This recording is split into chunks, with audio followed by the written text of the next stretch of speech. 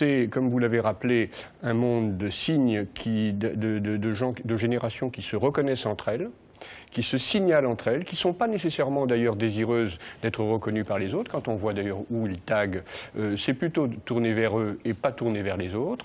Donc il y a un univers là, je dirais, de murs de protestation. Il faut savoir le préserver. Et je ne suis pas sûr que ce soit au Grand Palais que ce soit le Jean-Philippe Domecq a abordé donc un autre temps du débat. C'est effectivement cette exposition au Grand Palais qui est un peu curieuse, parce que ça a été abordé d'ailleurs dans le sujet.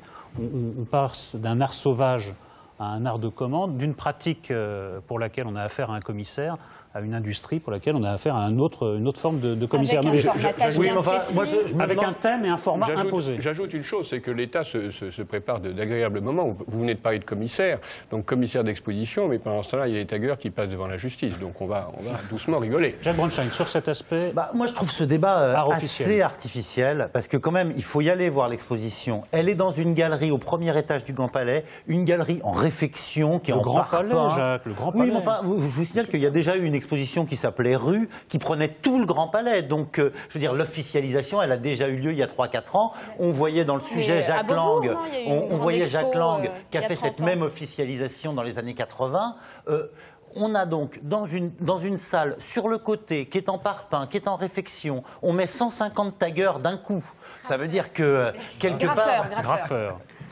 Si vous voulez. C'est important, la différence est importante. Taki, par exemple, est un tagueur. Taki est un tagueur, d'accord. Bon. Enfin, sur les 150, c'est peut-être. D'ailleurs, l'exposition s'appelle Tag, Art, Graphe, quelque chose comme ça. Tag, bref. and Graphe. Donc, oui, bref. Ça porte enfin, en tout cas, il y en a 150 d'un coup, mais je veux dire, quelque part, c'est pas leur connaissance, c'est presque les mettre dans leur ghetto. On leur dit, ah ben, c'est tellement passionnant ce que vous faites que dans votre domaine, les 150 meilleurs du monde entier, on va leur donner une exposition d'1 mois où ils seront à 4 par panneau. À mon avis, le fait qu'ils soient comme ça, les uns au-dessus des autres, comme on a pu le voir dans le reportage, ça leur rend pas tellement service, parce que finalement, il n'y a pas d'œil. On met tout ça, tout se vaut. Le meilleur comme le moins bon, le brésilien comme l'australien, tout se vaut, chacun vaut 1,80 m par 60 cm. Ça, c'est la volonté du collectionneur. C'est le choix d'un collectionneur. Enfin, il faut quand même respecter le choix des collectionneurs. Oui, et puis je vous rappelle quand même... On peut le discuter, mais il ne faut pas dire a priori c'est nul parce que c'est un collectionneur. Et puis je vous rappelle que les premiers grands graffeurs,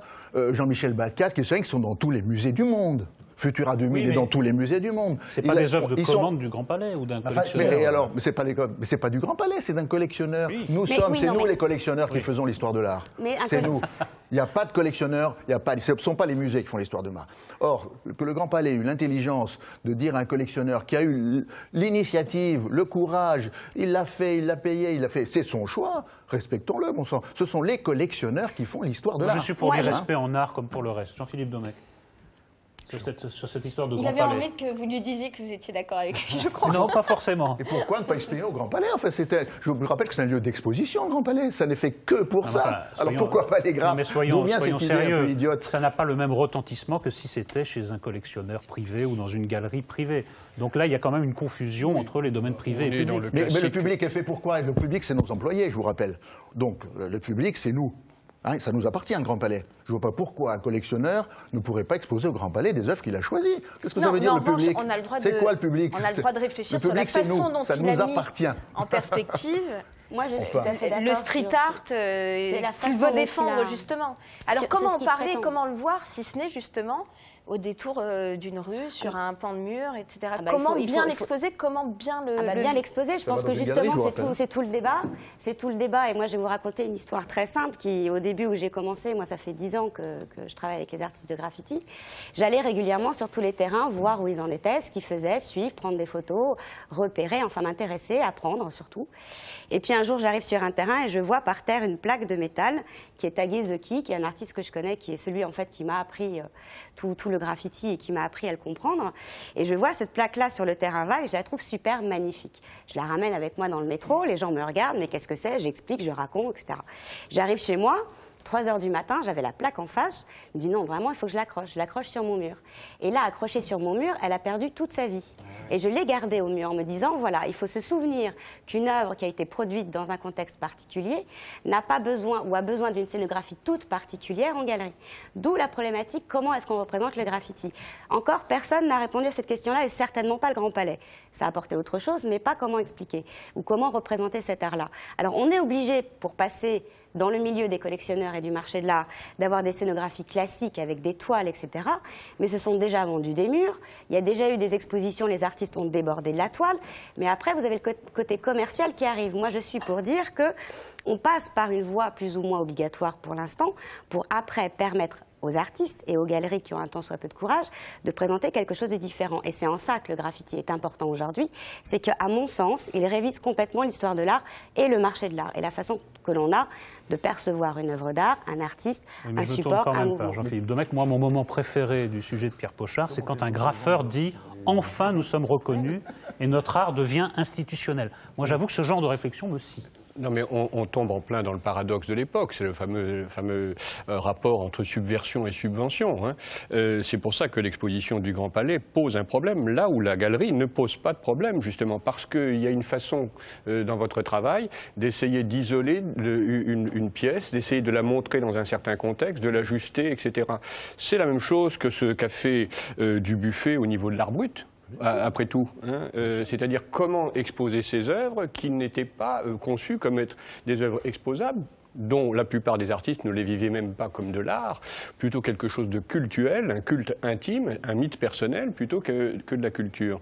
Donc, en effet, je crois que l'État a voulu courir après le plus jeune, comme toujours, et il est tombé dans le jeunisme avec cette histoire. Mais je ne suis pas d'accord. Écoutez, moi j'ai un ami, par exemple, quand il y avait la grande exposition de la grande figuration au musée d'art moderne, Keith Haring et Basquiat étaient venus. Donc Keith Haring va dans le métro et peint une affiche.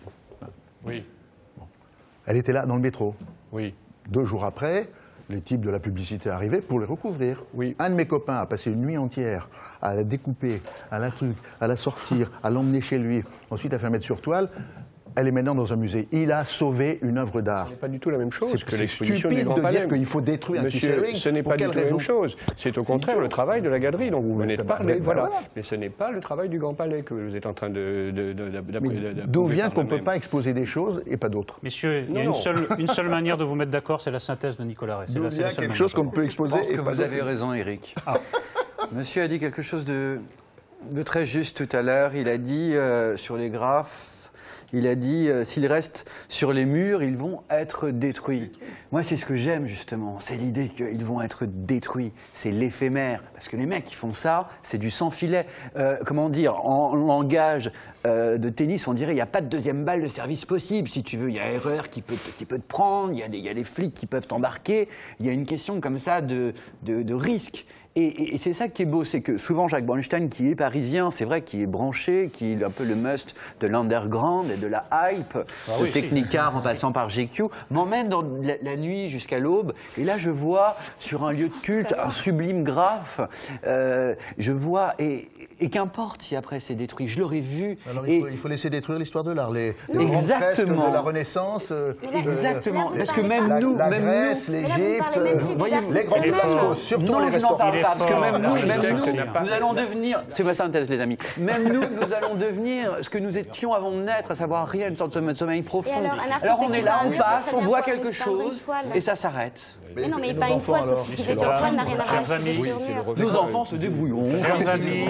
Donc on détruit les grottes de Lascaux. Ok. Si vous voulez, ça me dérange pas du tout. C'est dommage, c'est vraiment dommage, vraiment. Ah oui, vraiment. C'est fini là, la synthèse est finie, le débat est fini, on a juste quelques livres à présenter. Oui, ok. Allez, on y va justement. Pour faire suite à notre débat, nous voulions vous signaler la réédition de cette Bible du graphe Subway Art. C'est en fait la réédition de ce livre culte. 25e anniversaire, il a été augmenté de 70 photos. Et qui a été celui qui a en fait déclenché les passions des jeunes artistes européens quand il a été arrivé en France dans les années 80. C'est le livre le plus vendu au monde. Ah bon? Martha Cooper et Henri Chalfrand. Oui, livre d'art, hein, évidemment. Ça se passe à New York, sur les carcasses de métro. Des très belles photos, si vous voulez en montrer quelques-unes. C'est aux éditions Thames et Hudson. C'est un incontournable. Voilà donc. Et puis un autre, parce qu'on n'a pas eu le temps de parler de l'avenir du graphe et du tag, Pixao, Sao Paulo Signature, toujours dans le thème, le manque d'actualité, la créativité du graphe. Au Brésil, à Sao Paulo en particulier, il émerge cette forme-là de tag. Allez-y. Vous aurez une exposition au mois de mai d'un artiste qui s'appelle Nunca, qui a aussi participé à l'exposition au Grand Palais, qui est un artiste brésilien et qui exposera à la Galerie Lefebvre avec comme commissaire d'exposition Stéphane Jaffrin.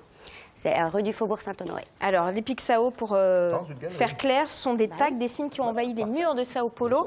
On considère ça comme un véritable fléau. C'est un mélange de calligraphie, de dessins façon rune ou hiéroglyphes. Sao Paulo a été transformé. On parle même de révolution dans le street art. 125 photos pour illustrer. C'est passionnant. Et c'est aux éditions XG Press, écrit donc par François Chastanet. On vous le conseille.